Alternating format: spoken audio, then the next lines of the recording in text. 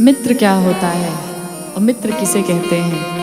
कहते हैं मित्र एक ढाल की तरह होता है जो हमारे सुख में तो सदैव हमारे पीछे चले, पर जब जीवन में दुख आए तो सदैव हमारे साथ ढाल की तरह खड़ा रहे।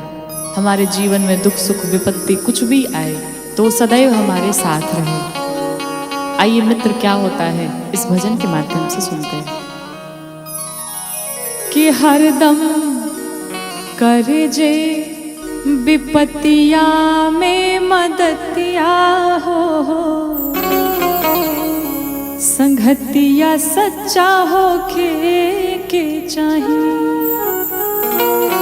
कि हरदम करे जे विपत्तिया में मदतिया हो, संगतिया सच्चा हो के चाहिए। हरदम करे जे विपत्तिया में मदतिया हो, संगतिया सच्चा हो के चाहिए। हरदम करे जे विपत्तिया में मदतिया हो, संगतिया सच्चा हो के चाहिए। मित्र सबका से बड़ दौलतिया हो, कि मित्र सबका से बड़ दौलतिया हो, संगतिया सच्चा हो के चाहिए। हरदम करे जे विपत्तिया में मदतिया हो, संगतिया सच्चा हो के चाहिए।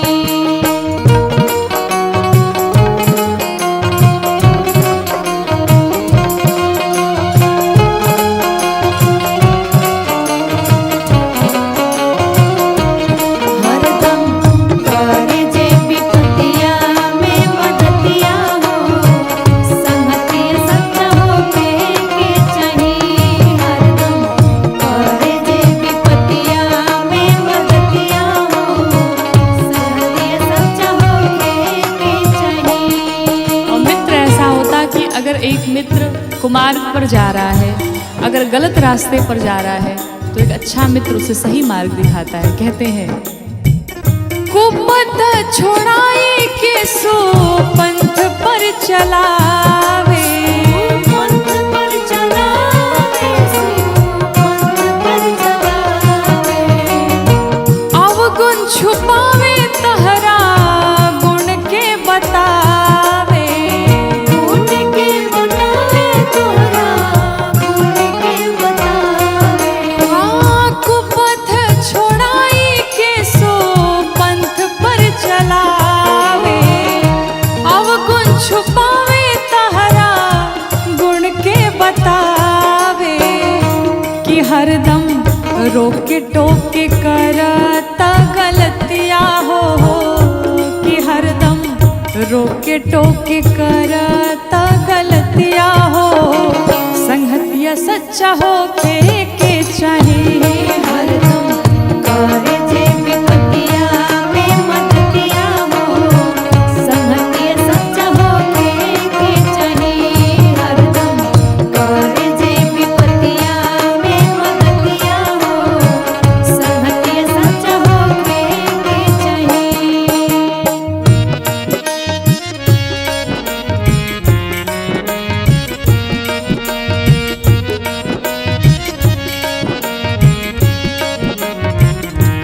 हरदम करे जे विपत्तिया में मदतिया हो, संगतिया सच्चा हो के चाहिए। हरदम करे जे विपत्तिया में मदतिया हो, संगतिया सच्चा हो के चाहिए। आपन पहाड़ लेखा दुख के धूर जाने, दुख के दूर जाने, दुख के दूर जाने। मित्र के छोटो दुख पर्वत माने। पर्वत माने, पर्वत माने। आपन पहाड़ लेखा दुख के धूर जाने, मित्र के छोटो दुख पर्वत माने। जे फतिया में धरावे लाहि मतिया हो, हतिया में धरावे लाहे मतिया हो, संगतिया सच्चा हो के चाहिए हरदम करे जे विपतिया में मदतिया हो, संगतिया सच्चा हो के चाहिए। हरदम करे जे विपतिया में मदतिया हो, संगतिया सच्चा हो के चाहिए।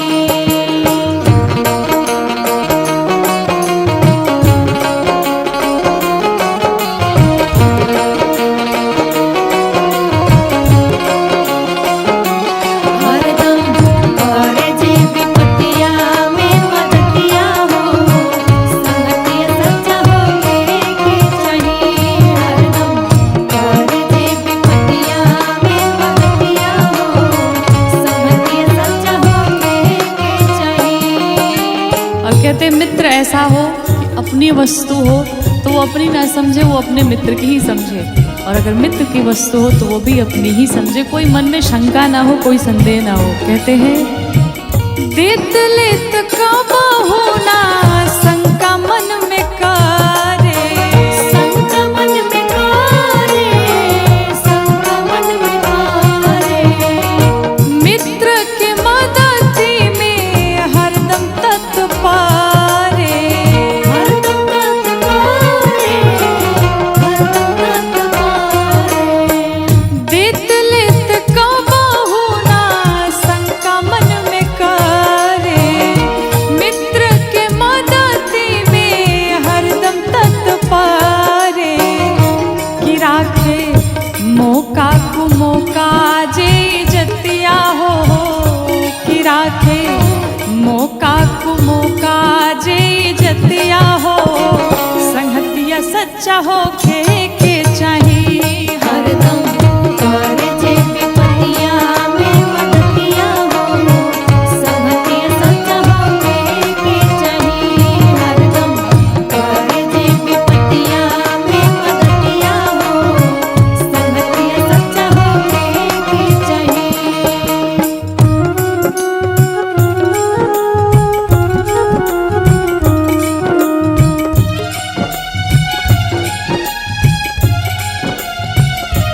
हरदम करे जे विपतिया में मदतिया हो, संगतिया सच्चा हो के चाहिए। हरदम करे जे विपतिया में मदतिया हो, संगतिया सच्चा हो के चाहिए।